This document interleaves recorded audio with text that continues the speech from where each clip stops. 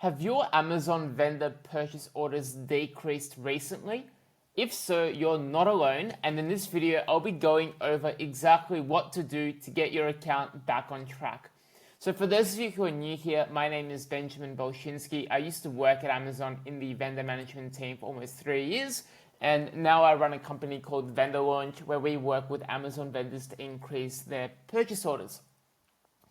So without further ado, this is the step-by-step process that I would follow to get more purchase orders from Amazon. So number one, you want to just review your catalog, your ranging with Amazon Vendor Central, and just have a look that everything is operationally sound, that everything is set up correctly. You want to check your products. Are they set up correctly? Can Amazon actually order all of your products? Fix any operational defects, any catalog issues, any product setup attribute issues, right? You want to get Amazon to place purchase orders for every one of your products. This is simple, right? If Amazon can't order a product, or if they don't have stock of any product, then anything you do after that, whether it's advertising, promotions, investing money into Amazon, it's all useless, right? The first and most foundational pillar is to have the products in stock, right? Once the product's in stock, then we can have a look at promotional spend, then we can have a look at advertising, this and that, right? So you want to make sure that all products are in stock, they're buyable, Amazon have inventory, and that you fixed any and all operational product setup defects.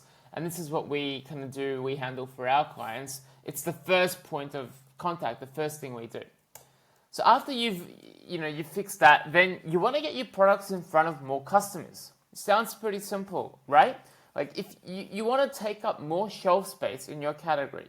Say, for example, you sell water or fizzy drinks, right? What happens when a customer types and searches water? Or what happens when they search in, soda, healthy drinks, right? Where is your product? How many tiles does your range, do your products occupy? How much of that virtual shelf space are taken up by your products versus a competitor? You want your products to be everywhere, right? You want that when a customer searches water or drinks, you want the first 3 rows, 4 rows to be just your products. All variations of your products, different color variations, different flavor variations, right?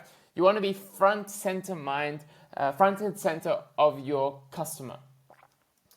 And so that's the next point, right? Make sure that you're in front of your customers and that your competitors are in page 2, page 3, page 4.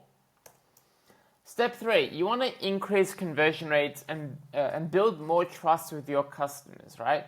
What happens when a customer does stumble upon your product page, open it? Have you built as much trust with your customer as you can, right? Is that customer going to buy your product, or are they going to go back, click on a competitor's product and buy the competitor's product? How much information have you provided on the product detail pages? How good is the content? How comprehensive are the use cases for your product? And is it clear from the product page, when the customer looks at it? Can they instantly see the benefits of your product when they look at the product page, right? It's not enough to get the customer onto your product page. You then want to maximize the percentage of those views that end up sales. What if you could have 70% of views turn into sales, right? Say, for example, every 10 customers that click on your product, what if you could have 5 of them buy the product? What if you could have 7 of them buy the product, right? You want to maximize the number of customers that convert to a sale. It's not enough to just have them click on the product listing. You want to maximize the percentage that can actually buy the product once, twice, and they keep buying it.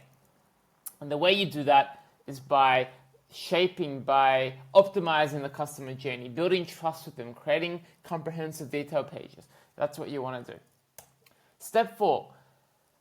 Well, once you've got a customer on Amazon, how do we get them to buy again? How do we maximize the lifetime value of every one of your customers on Amazon?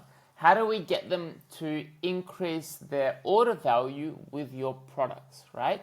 Say a customer purchases, a product of yours, they pay on average $15 per unit per order. Well, how do we get them to buy 2 of those products? How do we get them to buy your new product and the bestseller? How do we increase by 50%, by 70% the average order value that every one of your customers has with Amazon, with your products, right? So for example, say, you're doing $1,000 per month. What if you could increase by 50% how much every customer spends with you, right? Then you do $1,500 per month, right? Without even acquiring any new customers. The most expensive thing is to acquire new customers, right? Let's pay attention to your existing customers. What if we can get your existing customers to double the amount they spend on your products, right?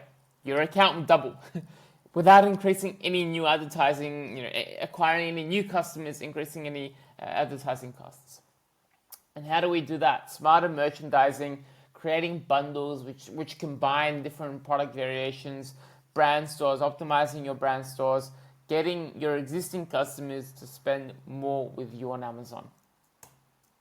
And all of that, by the way, increases your purchase orders.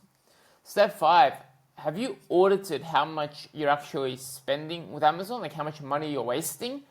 For example, unnecessary advertising costs. Why don't you just reduce the advertising costs that you're currently giving away to Amazon that aren't driving incremental sales, right? You want to stop investing money that doesn't drive incremental sales.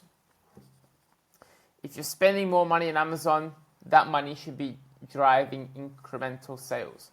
For example, reducing any chargebacks, operational defects, wasted ad spend, wasted promotional funding. For example, we had a client of ours who was spending probably $2,000-3,000 a month on customer clicks that drove $0 in sales, right? We optimize it, boom, just reduce $2,000 per month in unnecessary advertising costs. Promotional funding. Are you investing in promotional funding that Amazon's pocketing, that isn't being passed on to the customer, right? If you're spending $10 in promotional funding, you better be sure that those $10 are going directly to your customer, right? You don't want Amazon to pocket $5 and then to pass $5 to the customer, right?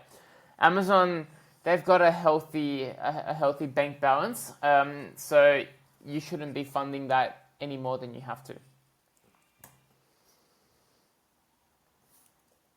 And that concludes the video. So have a look at where the money's going. You want to be sure that you're increasing your business on Amazon, you're driving incremental sales, you're reducing unnecessary advertising costs, and all of that will effortlessly lead to more purchase orders that Amazon will place. I hope this helps. Let me know if you have any questions, and if you want to work with our team, book a call in the description. Thank you.